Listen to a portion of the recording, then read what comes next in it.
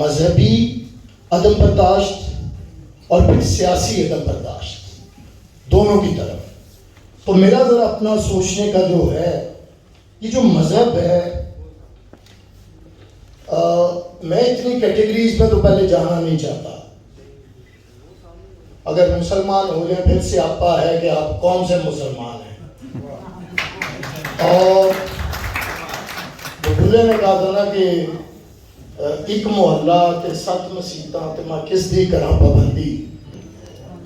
تو یہ جو مصیبت ہے یہ بڑھتی جائے گی، ہمیں بنیادی چیز کی طرف آنا ہے۔ میں ہمیشہ سے اس دنیا کو 2 گروہوں میں تقسیم کرتا ہوں۔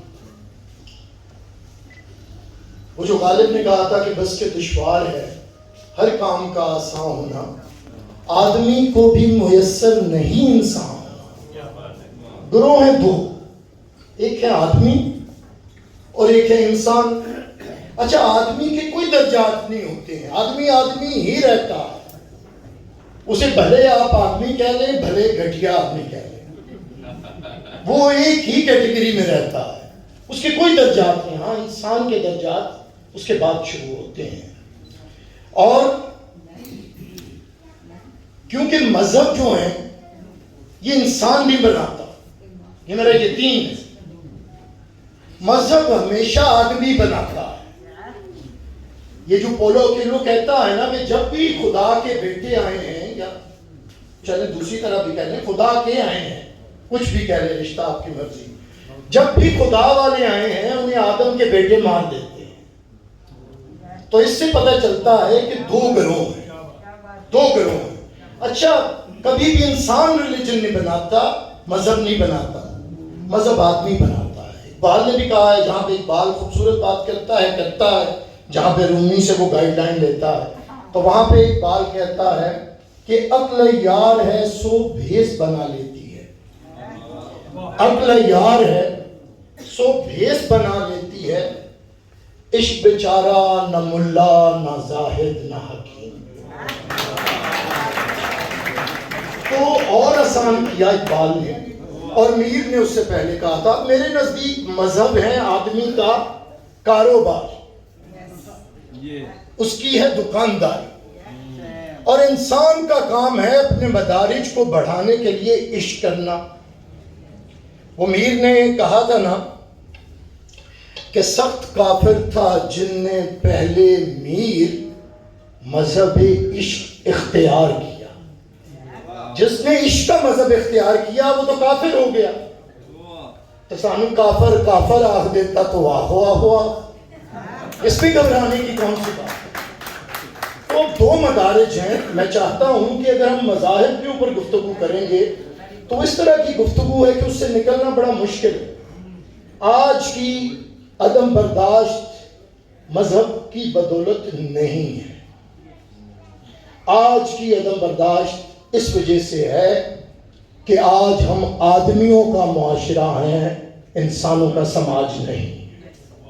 یہ مصیبت ہے ہماری، یہاں سے ہمیں ایک قدم بڑھانا ہے۔ میں تو مذہبی نہیں، میں کیسے مانوں اسے؟ چلیں یہاں پہ بھی مسلمانوں کی میجورٹی کی یا 95، میں کیسے مانوں اسے مسلمان جو امام حسین کو تو مانتا ہو لیکن وہ یسوع مسیح سے اور صدارتا سے واقف نہ ہو؟ میں کیسے مانوں اسے؟ میں کیسے اسے حسینی مانوں جو پہلے مسیحی نہیں ہے، جو مسیح کو نہیں مانتا؟ میں کیسے اسے حسینی مانوں جو پہلے یحییٰ کو، جان دی بیپٹسٹ کو نہیں مانتا؟ میں کیسے اسے مانوں جو صدارتا کو، بدھا کو نہیں مانتا؟ یہ نہیں ہو سکتا۔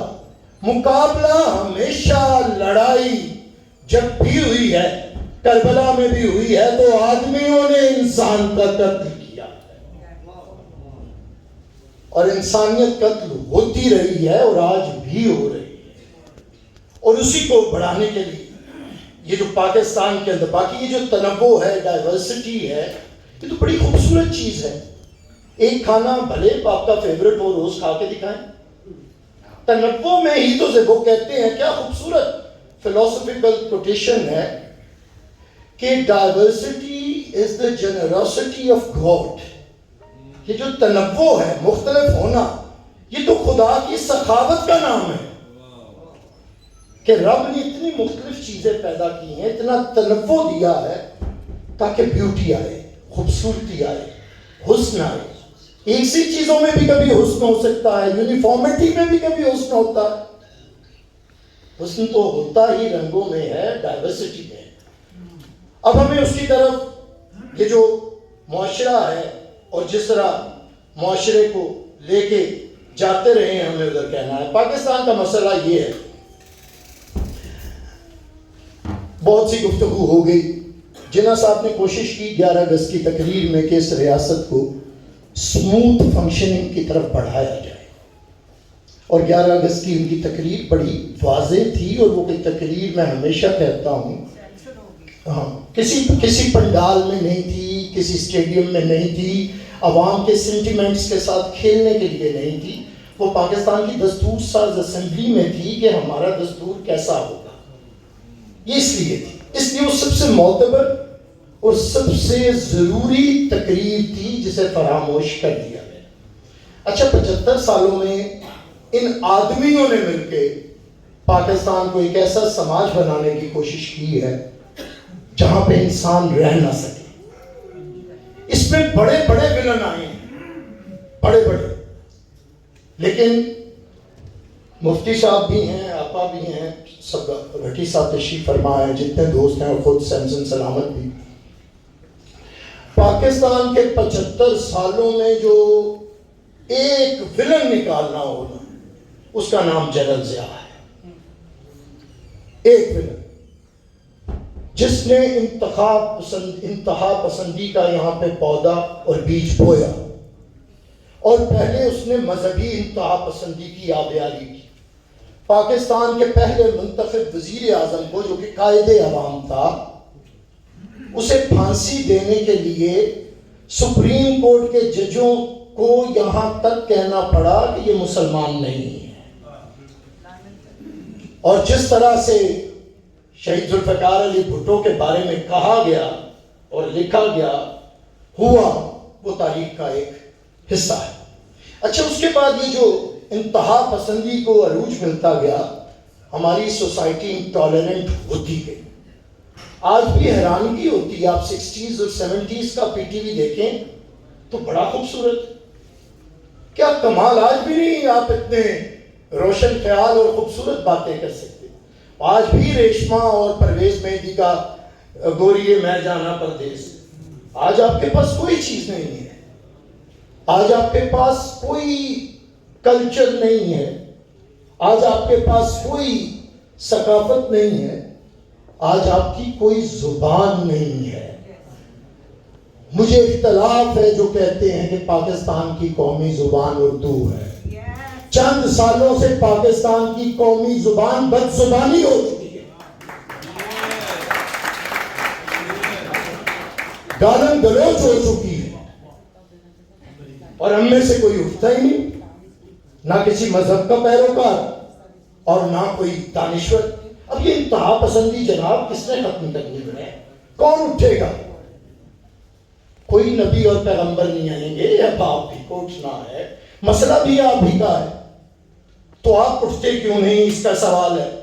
اچھا اس نے کیا کیا ہے؟ مذہبی انتہا پسندی سے ہوتی ہوتی اب یہ بات یہاں تک آ گئی ہے کہ اب یہ سیاسی انتہا پسندی اتنے عروج پہ ہے، اور ہم نے اپنی زندگی میں اتنی انتہا پسندی نہیں دیکھی. میں جب سے پیدا ہوا ہوں سیاست دیکھ رہا ہوں. میں نے اپنے والد کو سیاست کرتے ہوئے دیکھا ہے. ہم نے گرفتاریاں بھی دیکھی ہیں، میں نے خود بھی جیل کاٹی ہے، خود بھی گرفتاری دیکھی ہے. سیاسی مخالفین ہوا کرتے تھے، کبھی سیاسی دشمن نہیں ہوا کرتے تھے. صحیح بات. یہ نہیں ہوتا تھا کہ آپ نے ایک دوسرے سے کلام نہیں کرنا، ایک دوسرے سے افسوس کا اظہار نہیں کرنا، یہ دشمنیاں. اب یہ جو انٹالرنس آپ کے مذہبی سے، اور میں آپ کو ایک بات بتا دوں، مذہبی انٹالرنس سے زیادہ خطرناک پولیٹیکل انٹالرنس ہے. کیونکہ مذہب کہیں نہ کہیں، کوئی بھی مذہب ہو، میں پھر اس پہ زور دوں گا، کوئی بھی مذہب ہو، وہ اپنے آپ کو سچ ثابت کرنے کے لیے دوسرے کو جھوٹا ثابت کرنا لازم ہو جاتا ہے. یہ ضرورت ہو جاتی ہے, یہ ضرورت ہو جاتی ہے. ادھر انٹالرنس آئے گی, وہاں پہ تو صرف انسان ہی ٹالرنٹ ہو سکتے ہیں, ادروائز تو کوئی نہیں ہو سکتا. لیکن پالیٹکس کس لیے ہوتی ہے؟ کہ سماج کے اندر انٹالرنس کو روکے.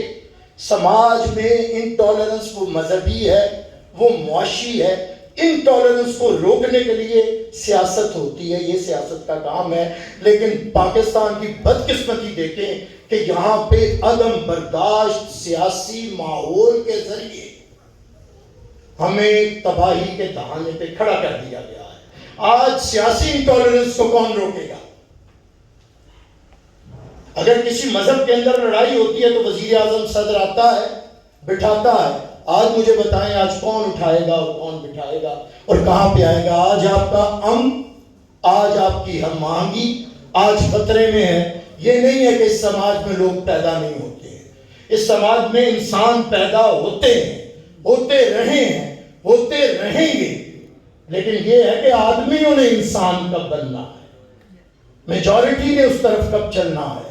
اسی سوسائٹی کے اندر میرے خیال میں نے ذوالفقار علی بھٹو کی مثال دی, باچا خان کی مثال دی گئی کہ بیٹے ولی خان نے جدوجہد کی ہے. اسی سوسائٹی کے اندر ہمیں فیض جیسے شاعر بھی ملتے رہے ہیں, ہمیں جالب جیسے شاعر بھی ملتے رہے ہیں جو کہتے ہیں کہ ہم کا پرچم لے کر اٹھوں, ہر انسان سے پیار کروں, اپنا تو منشور ہے جالب سارے جہاں سے پیار کروں. تو یہاں پہ بات ہوتی رہی ہے پولیٹیکل فگرز بھی. لیکن دیکھیں ٹرننگ پوائنٹ کیا ہے, ہمیں سب کو ایک میں نکتہ دے رہا ہوں, اسے سوچئے گا. آپ کا ٹرننگ پوائنٹ 27 دسمبر 2007 ہے. ایک عورت تھی, جب یہ آدمیوں کا سماج صرف آدمیوں کا سماج نہیں رہا تھا, یہ گنگ سماج ہو گیا تھا, گونگوں کا سماج ہو گیا تھا, بھگوڑوں کا سماج ہو گیا تھا, بزدلوں کا سماج ہو گیا تھا. اس وقت ایک خاتون اٹھی تھی, اس نے مذہبی انتہا پسندوں اور دہشت گردوں کو نکیل ڈالنے کی بات کی تھی.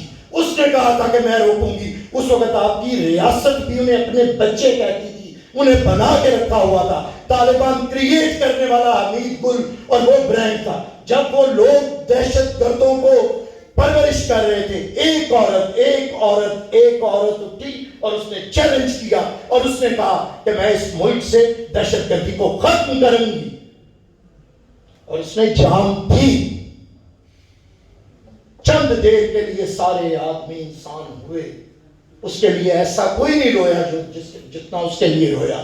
لیکن اس کے بعد ہمارا اتنا بڑا نقصان ہوا کہ اس کے بعد کوئی ایسی آواز نہیں جو اتنی دلیری سے اٹھے اور ملک کے اندر وہ مذہبی عدم رواداری ہو یا سیاسی عدم رواداری ہو, اسے وہ کسی طرح سے چیلنج کر سکے. میں سمجھتا ہوں واپس میں کسی سیاسی جماعت کا نام نہیں ہوں, زبانوں کو دیکھیں, لہجوں کو دیکھیں, تربیتوں کو دیکھیں اور اس کے بعد فیصلہ کریں کہ کیا اس ملک کو نظریاتی سیاست کی ضرورت ہے. کیا اسی طرح وہ جو افتخار عارف کہتا ہے کہ یہ باہر لہجہ نئی دھن پہ تھرکتے ہوئے لوگ, کہ جب کہیں سے دھن بجے اور وہ تھرکنے لگے, کیا ان کے ذریعے سیاست کرنی ہے؟ یہ آپ لوگوں نے فیصلہ کرنا ہے. یہ فیصلہ ضروری ہے. سماج اپنی انتہا پسندی کی بھی انتہاؤں پہ پہنچ چکا ہے. اس کے بعد اب کوئی راستہ نہیں ہے. آج کے دن میرے خیال سے اسے ہم صرف یہ نہ بنا کے جائیں کہ ہم آئے ہیں اور چلے جائیں گے. ایک بائنڈنگ فورس بننے کی کوشش کریں, اپنے اپنے گھر میں, اپنے اپنے علاقے میں, اپنے اپنے طبقے میں, اپنے اپنے سماج کو کریٹ کرتے ہوئے بائنڈنگ فورس. اور پھر ارد گرد دیکھیں کہ کیا آپ کو کوئی ایسا شخص نظر آتا ہے جس کے لیے چرچ میں جانا بھی مسئلہ نہ ہو اور مسجد میں جانا بھی مسئلہ نہ ہو. کیا کوئی ایسا سیاسی رہنما نظر آتا ہے جو مندر میں بھی کھڑا ہو, چرچ میں بھی کھڑا ہو, مسجد میں بھی ہو, مجلس میں بھی ہو, ہر ایک کے ساتھ موجود ہو. تو اگر ٹالرنس لے کے آنی ہے تو پھر ٹالرنٹ لوگوں کو آگے لانا پڑے گا. اور اس کے لیے صرف آخر پہ صاحب لدھیانوی کی چند مصروں پہ کہ خواب بنے، جب تک خواب نہیں دیکھیں گے آپ کبھی کچھ نہیں کر سکتے. کہ آؤ کہ کوئی خواب بنے کل کے واسطے، آؤ کہ کوئی خواب بنے کل کے واسطے، معراج فن کے خواب، کمال سخن کے خواب، تہذیب زندگی کے فروغ وطن کے خواب، زنداں کے خواب، کوچائے دار و رسن کے خواب. یہ خواب ہی تو اپنی جوانی کے پاس تھے، یہ خواب ہی تو اپنی عمل کی اساس تھے. یہ خواب مر گئے ہیں تو بے رنگ ہے حیات، یوں ہے کہ جیسے دستے تہے سنگ ہے حیات.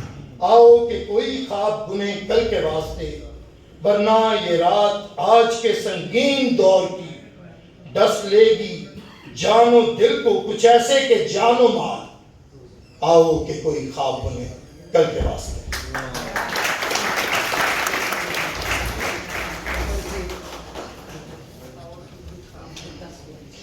Precious